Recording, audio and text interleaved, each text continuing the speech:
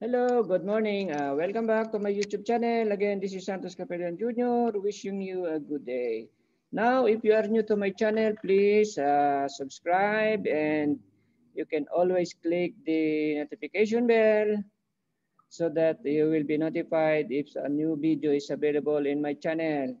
Then I want to say and wish you a very nice day and hope everything is fine at your end. Now, today, what I'm going to do is to discuss the BMS riser diagram.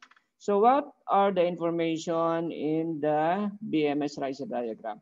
Typically, it will contain all the DDC panel that you have in your project. Now, DDC panel will contain a base controller and some I/O modules that will serve one equipment or several equipments. If it is controlled, or let's say the DDC is handling an air handling unit, so that DDC is purely for the purpose of controlling and monitoring that air handling unit. Okay, so in BMS riser diagram, it will show you it will show in the graphics all the DDC panel in the project. As you can see here, I have I have here how many buildings. I have a south parking. Okay. Now I have here uh, mechanical plant room, level 5 or zone A. Then I have here north parking, restaurant, then the main hotel. Now, as you can see, I have several areas. Okay. Now, when I was a new engineer, BMS engineer, my main concern is how my DDC panel in the entire project will be able to communicate and how I'm going to monitor all this DDC panel, all the equipment connected to this DDC panel. That is my main concern. How I'm going to prepare the network or my BMS network. So in Riser diagram, it will show you the BMS network. Okay. Now, BMS workstation and server. Okay. Now, if your system is server client architecture, then your front-end computers will be located in the BMS room. Basically, BMS room is in the ground floor of the building, of the main building, okay? So as you can see here, in the BMS room, I have there my own BMS rack. So meaning this riser diagram and this BMS network is a separate network. Okay, so I'm not using, so I did not use the project structured cabling or the project backbone. Okay, because typically in a project there will be a structured cabling or the backbone, network backbone in the project. So based on the specification, the consultant, they want my BMS will be in a separate network. Okay, so meaning I will not ride on the existing structured cabling or backbone of the project. So what I did here is I have my own BMS rack. As you can see here, I have my BMS rack. Now, my cables are color coded. The blue ones, those are the fiber optic cable. Okay, so as I said, when I was new in the BMS field, my main concern is how I'm going to do the networking for my entire DDC or all my DDC. I have to network it. Okay, so that is my main concern. Now, nowadays, networking, BMS networking is easy because most of the DDCs are IP-based controller. So it's easy to network this IP-based controller. So let me go back to this riser diagram. So as you can see here, I have around 7. I think I have 7. 1, 2, 1, 2, 3, 4, 5, 6, 7, 8. Okay, I have here around 8 media converter. Now, as you can see here, I have 8 fiber optic cable. Okay, one fiber optic cable running to the south parking, then media converter, then I have there a switch, which my DDC panel will be connected to the switch. Okay. Now, as you can see here, we need media converter because we need to convert the fiber optic signal to this what you call this one, copper signal. Okay, so here you have fiber, then you have here copper or Cat6. Okay, so I'm using here Cat6. So you will convert this Cat6 signal to fiber optic, then fiber optic, it will go there to the BMS rack. Now I have here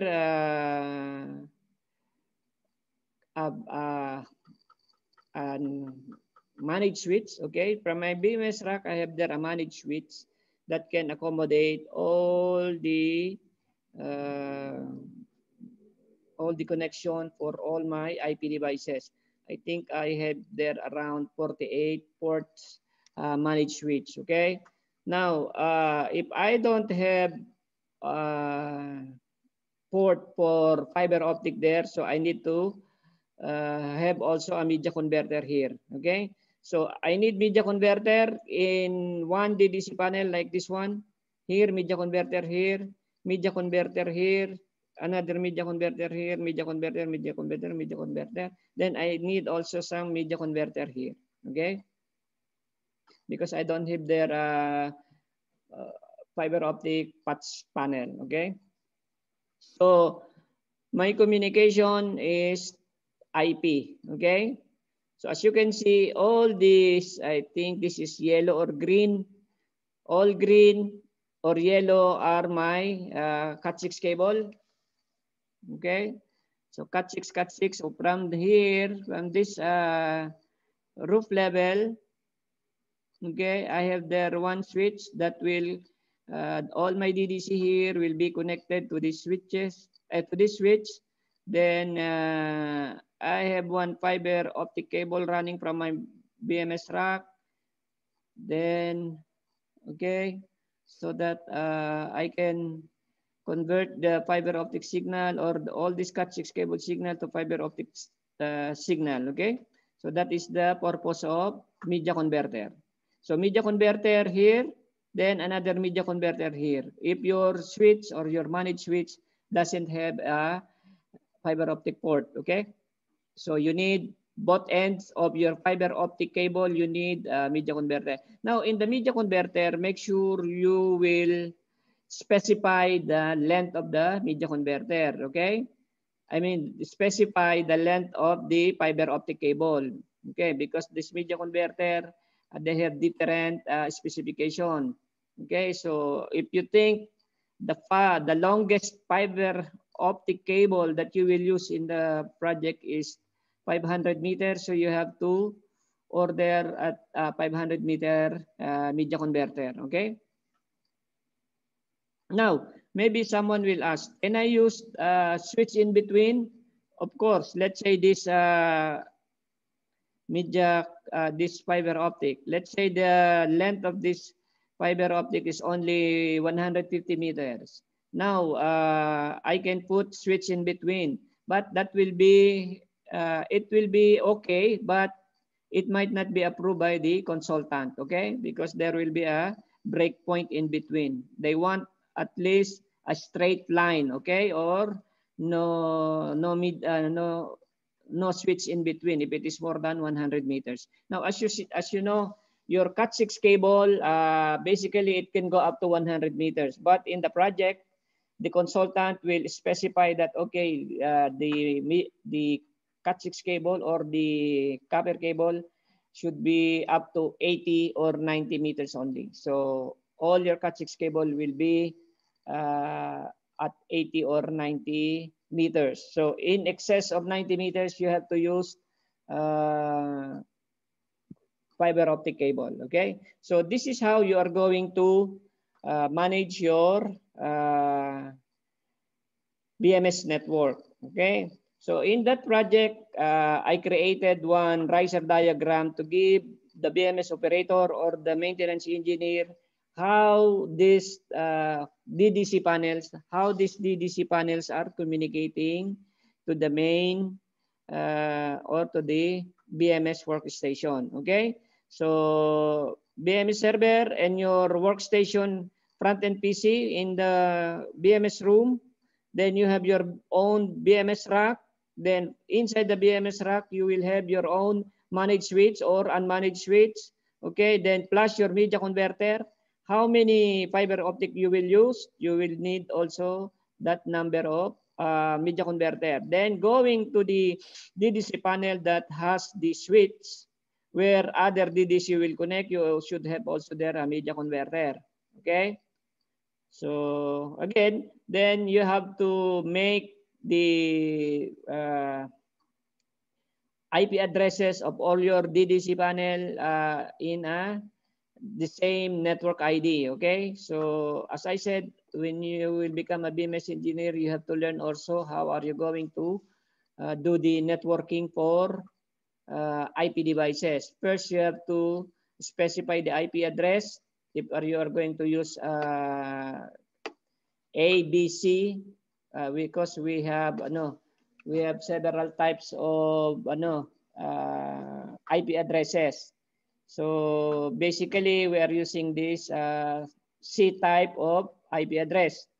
Okay, so like an example of C type IP address is 192.168.1.01. Okay, so as a BMS engineer, you have to learn also how are you going to assign IP addresses to your DDC panel, especially if all your controllers are IP device. Okay, so again, hopefully I have given you an idea how are you going to do the BMS network for all your DDC. Okay, so if the distance of the DDC is more than 100 meters, then you will be using fiber optic.